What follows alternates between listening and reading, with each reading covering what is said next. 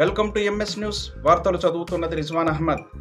జిల్లా కలెక్టర్ను కలిసి సన్మానించిన తేజో భారత్ వ్యవస్థాపకురాలు పోలా విశాలాక్షి. గ్రామీణ మహిళలు మరియు బాలికలను సాధకారపరచడంలో తేజో భారత్ ముందడుగు. జిల్లా కలెక్టర్ వెంకటేశ్వర మద్దతుతో తేజో భారత్ సంస్థ ఆధ్వర్యంలో శ్రీకాళహస్తి మరియు తిరుపతి గ్రామీణ ప్రాంతాలలో 10,000 మంది కౌమార బాలికలు మరియు మహిళలను చేరుకోవడానికి తేజో భారత్ సంస్థ సిద్ధంగా ఉందన్నారు.